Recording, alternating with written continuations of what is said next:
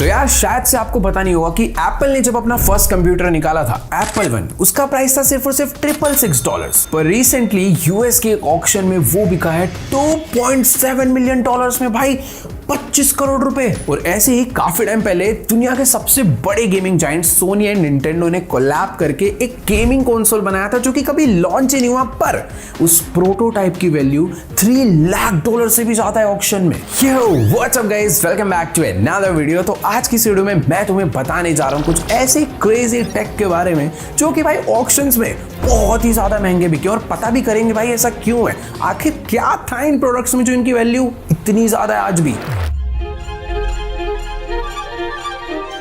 तो 1960s का time था, दुनिया स्पेस की रेस में लगी हुई थी। अमेरिका और सोवियत यूनियन के बीच में कंपटीशन चल रहा था कि भाई इंसान को सबसे पहले चांद पर कौन भेजेगा। तो इसी मिशन के लिए नासा ने डेवलप करा था अपोलो गाइडेंस कंप्यूटर, यानी कि AGC।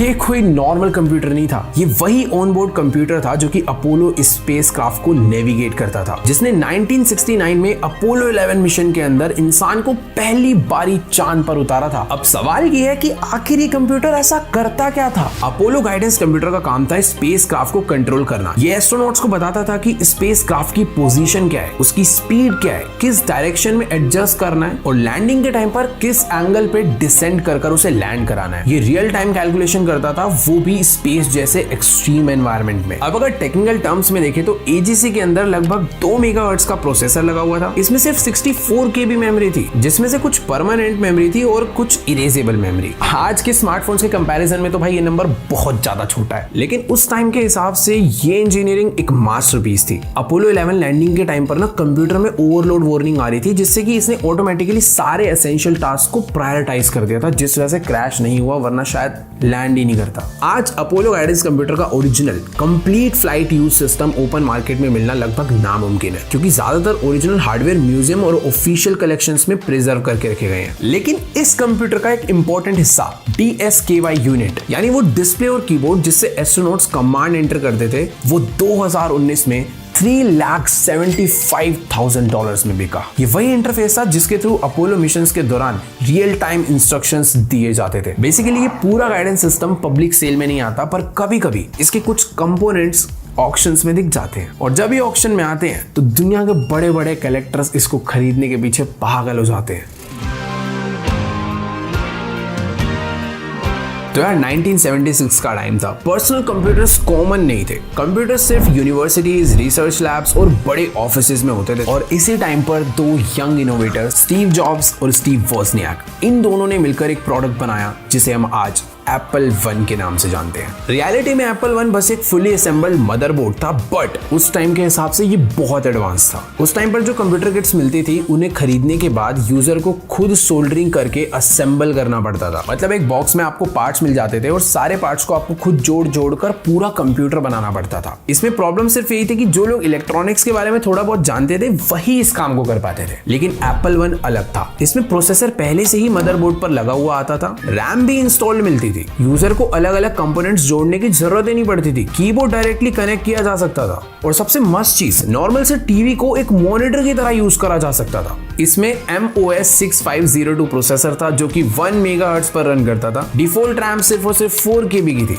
जिसे बाद में एक्सपेंड भी किया जा सकता था। ये बेसिक प्रोग्रामिंग लैंग्वेज रन करता था, जिससे लोग खुद के प्रोग्राम लिख सकते थे। आज ये सारे फीचर्स सुनने में काफी ऐसे सिंपल से बेसिक से लग रहे हैं, बट 1976 के हिसाब से ये बहुत ही बड़ा स्टेप था टेक्नोलॉजी में।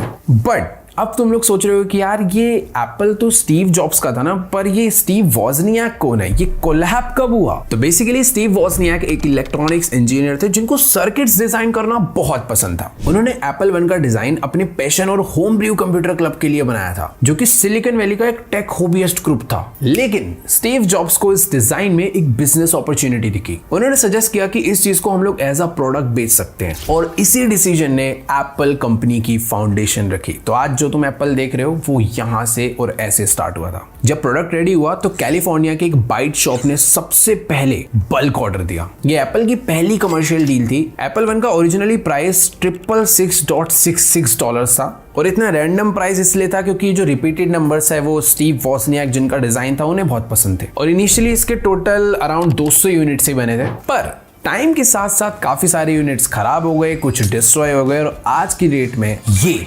एक्सट्रीमली रेयर है। 2014 में एक original Apple one computer auction में $9,05,000 का बिका है।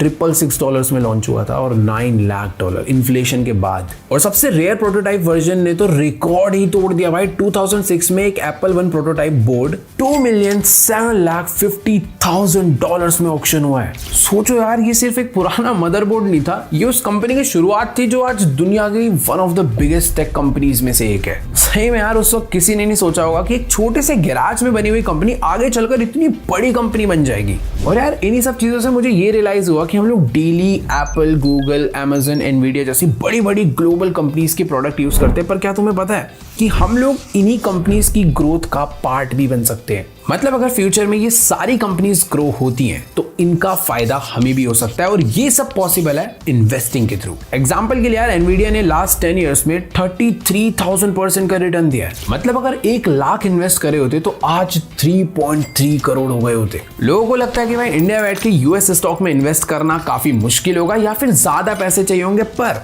एक्चुअली में ऐसा नहीं है। आज की डेट में आप इंडिया में बैठे बैठे यूएस स्टॉक में इन्वेस्ट कर सकते हो और तो और प्रोसेस भी काफी सिंपल हो गया है। और सबसे इंपॉर्टेंट बात कि आपको एक पूरा एक्सपेंसिव शेयर खरीदने की बिल्कुल जरूरत नहीं है। जैसे कि एप्पल या अमेजन का एक शेयर काफी एक्सपेंसिव होता है, पर फ्रैक्शनल इन्वेस्टिंग की हेल्प से आप उसका एक छोटा सा पार्ट भी बाय कर सकते हो। मतलब कि तुम लोग 100 रुपए से भी चालू कर सकते हो इन्वेस्टिंग, और ये सब काफी इजी हो जाता है IND मनी के थ्रू।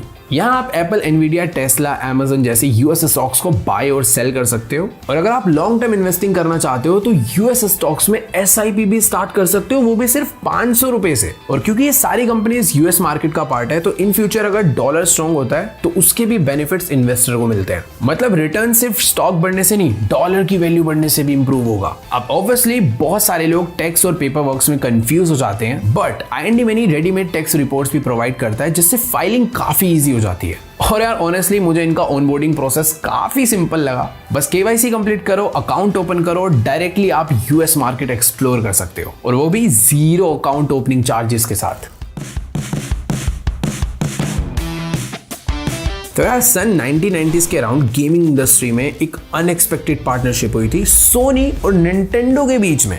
उस वक्त निंटेंडो का सुपर निंटेंडो चलता था, जिसके साथ प्रॉब्लम ये थी कि वो सिर्फ कार्ट्रिज से गेम चला पाता था। लेकिन उस टाइम पर CD-ROM टेक्नोलॉजी नई आई थी, उसमें ज्यादा डेटा स्टोर हो सकता था जिससे गेम्स और ज्यादा एडवांस बन सकते थे। तो निंटेंडो चाहता था कि भाई उसका कंसोल फ्यूचर के लिए रेडी हो जाए और CD से भी गेम्स चला पाए, जो कि टेक्नोलॉजी सोनी के पास थी। इसीलिए दोनों कंपनी ने मिलकर एक ऐसा कंसोल बनाने का प्लान करा कि जो कार्ट्रिज से भी गेम चला पाए और साथ ही में CD से भी गेम चला पाए। यानी कि यार एक ही मशीन में 2 सिस्टम। इसी एक्सपेरिमेंटल मशीन का बाद में नाम पड़ा निंटेंडो प्लेस्टेशन प्रोटोटाइप। पर दुख की बात ये थी कि ये प्रोटोटाइप ही रह गया, कभी रिलीज ही नहीं हुआ, क्योंकि असली प्रॉब्लम टेक्नोलॉजी में नहीं थी बल्कि बिजनेस टर्म्स में शुरू हुई। दोनों कंपनीज के बीच रेवेन्यू शेयरिंग और लाइसेंसिंग राइट्स को लेकर एक डिसएग्रीमेंट हुआ। सोनी चाहता था कि भाई CD गेम्स की लाइसेंसिंग पर उसका ज्यादा कंट्रोल हो, जबकि निंटेंडो अपने कंटेंट और ब्रांड पर पूरा कंट्रोल रखना चाहता था। 1991 में जब निंटेंडो ने सोनी के साथ पार्टनरशिप तोड़ दी, तब उन्होंने स्टेज पर अनाउंस किया कि वो CD-ROM डील के लिए फिलिप्स के साथ काम करेंगे। सोनी बेचारे को लग रहा था कि ये सारी तो अफवाहें हैं, हमारी डील तो कंफर्म ही है, पर अगले ही दिन निंटेंडो ने फिलिप्स के साथ पार्टनरशिप को पब्लिकली अनाउंस कर दिया। इसी डिसीजन के बाद सोनी को बिजनेस में एक बहुत बड़ा झटका लगा, लेकिन इसी इंसल्ट ने सोनी को मोटिवेट किया और फिर सोनी ने खुद का एक इंडिपेंडेंट कंसोल डेवलप किया, जो कि आज वर्ल्ड में सबसे ज्यादा फेमस है, सोनी प्लेस्टेशन। और पता है मजे की बात क्या है कि सोनी का दोनों साइड से विन हुआ, क्योंकि जो निंटेंडो और फिलिप्स की पार्टनरशिप हुई थी भाई, वो भी सक्सेसफुल नहीं हुई, बट निंटेंडो और सोनी के कोलैब में जो प्रोटोटाइप बना था उसकी यूनिट बहुत ही लिमिटेड थी। पब्लिकली सिर्फ एक वर्किंग प्रोटोटाइप ही कंफर्म्ड है जो आज भी फंक्शनल कंडीशन में एग्जिस्ट करता है, और इसी वजह से इसकी रेयरिटी जो है वो बहुत ज्यादा बढ़ जाती है। 2020 में ये प्रोटोटाइप ऑक्शन में गया और $3,60,000 का बिका। भाई मतलब 3-3.5 करोड़ रुपए। सोचो यार, एक ऐसा कंसोल जो कि कभी ऑफिशियली लॉन्च ही नहीं हुआ था, उसकी वैल्यू आज लाखों डॉलर्स में है।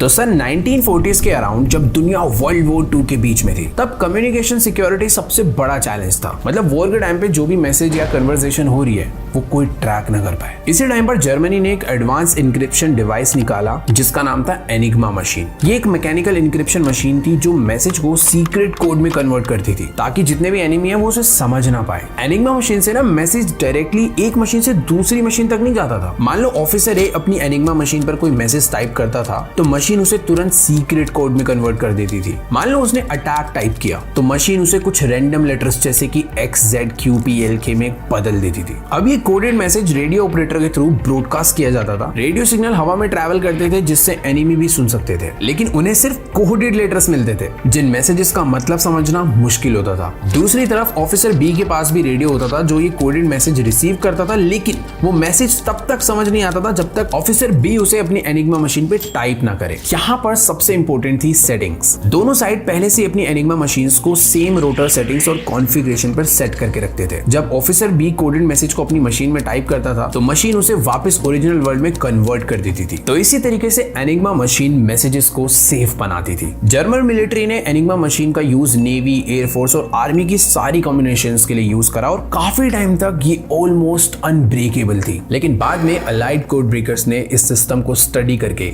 इसका कोड क्रैक कर दिया। पर आज की डेट में ये एनिग्मा मशीन सिर्फ एक डिवाइस नहीं है बल्कि टेक्नोलॉजी और मिलिट्री हिस्ट्री का एक आइकॉनिक सिंबल है। हर एनिग्मा मशीन रेयर है क्योंकि लिमिटेड यूनिट्स बची हुई हैं और जो वर्किंग कंडीशन में होती है उनकी वैल्यू और भी ज्यादा होती है। मल्टीपल इंटरनेशनल ऑक्शंस में enigma machine 6 figure dollar range में बिक चुकी है। कुछ सेल्स तो भाई $3 लाख से भी ऊपर की रिपोर्ट हुई है। और कलेक्टर्स के लिए एनिग्मा मशीन एक बहुत बड़ा हिस्टोरिकल आर्टिफैक्ट है और इसीलिए ऑक्शंस में इसकी वैल्यू इतनी ज्यादा रहती है।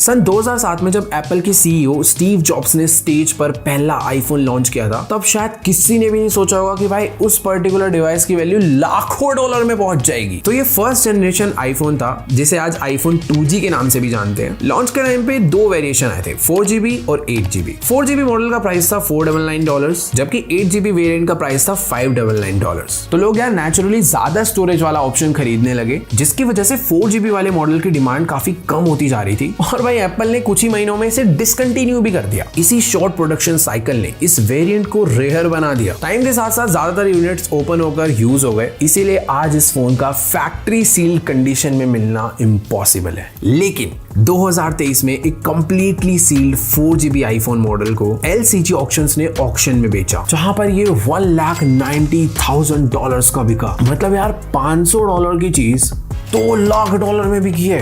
अगर INR में देखे तो मोटा मोटा 50,000 रुपए की चीज लगभग 2 करोड़ में बिकी है। अब यार इसकी वैल्यू सिर्फ इसलिए नहीं बढ़ी थी कि ये बहुत पुराना था, इसकी वैल्यू इसलिए भी बढ़ी थी क्योंकि भाई इस आईफोन का एक कंप्लीटली सील्ड अनटच्ड कंडीशन में मिलना कलेक्टर्स के लिए भाई इम्पॉसिबल था और कलेक्टर्स के लिए भाई ऐसी चीजों की ज्यादा वैल्यू होती है। और यार 2023 तक आते आते एप्पल कंपनी बहुत ज्यादा बड़ी बन चुकी थी और उस टाइम पर उनका फर्स्ट फोन वो भी अनटच्ड सील पैक कंडीशन में मिलना इम्पॉसिबल था। तो अब जो रहा होगा भाई कलेक्टर उसने तो भर के पैसा फेंका है सिंपल भाषा में। ऑलराइट गाइस, तो आज की सारी वीडियो में इतना ही। नीचे कमेंट्स में जाकर बताओ कि तुम्हें सबसे बेस्ट टेक कौन सा लगा जो कि ऑक्शन में बिका हो। बाकी मैं मिलूंगा तुमसे नेक्स्ट वीडियो में, तब तक के लिए गुड बाय।